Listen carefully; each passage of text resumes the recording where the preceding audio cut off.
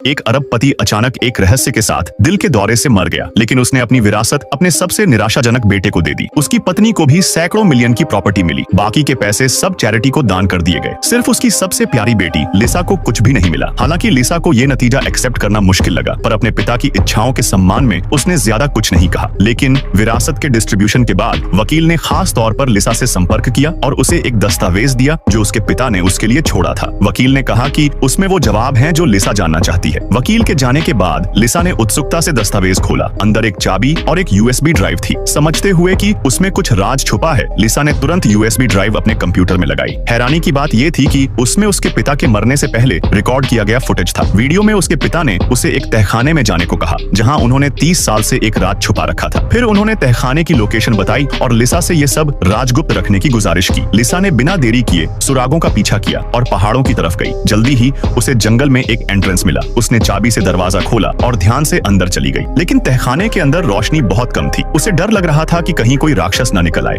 जब लिसा तहखाने के आखिरी हिस्से में पहुंची तो उसने एक रहस्यमयी कमरा देखा। हिम्मत जुटाकर अंदर गई। हैरानी की बात थी कि वहां एक बूढ़ा आदमी कैद था। ये नजारा देखकर लिसा के रोंगटे खड़े हो गए, लेकिन जिज्ञासा ने उसे आगे बढ़ने पर मजबूर कर दिया। जब उसने जांच करने के लिए हाथ बढ़ाया तो अचानक वो बूढ़ा आदमी हिला। लिसा इतनी डर गई कि तुरंत तहखाने से बाहर भाग गई। वो समझ नहीं पाई कि उसके पिता ने एक बूढ़े आदमी को तहखाने में क्यों कैद कर रखा था। शुरुआत में लिसा ने पुलिस को कॉल करने का सोचा, लेकिन उसे अपने पिता की गुप्त रखने की गुजारिश याद आई तो उसने पुलिस को कॉल करने का विचार छोड़ दिया। हालांकि उसके इस बर्ताव ने उसके भाई का ध्यान खींचा, लेकिन लिसा ने बहाना बनाकर बात संभाल ली। जब रात को सब चले गए और माहौल शांत था, लिसा वापस तहखाने में अकेली गई। इस बार वो अपने साथ एक बंदूक ले गई, ये जानने के लिए कि बूढ़ा आदमी आखिर है कौन। लेकिन बूढ़े आदमी ने लिसा को पहली नजर में पहचान लिया। वो तो उसके आदतों को भी विस्तार से बता सकता था। फिर बूढ़े आदमी ने पूरी सच्चाई बताई। असल में वो कभी लिसा के पिता का सबसे अच्छा दोस्त था, लेकिन 30 साल पहले एक पार्टी के बाद लौटते वक्त एक एक्सीडेंट हुआ। पहले जैक पुलिस को बुलाना चाहता था, लेकिन लिसा के पिता ने मना कर दिया। उनके पास और कोई चारा नहीं था, तो उन्होंने लाश को ट्रंक में डाल दिया और पहाड़ों में गहराई से दफना दिया।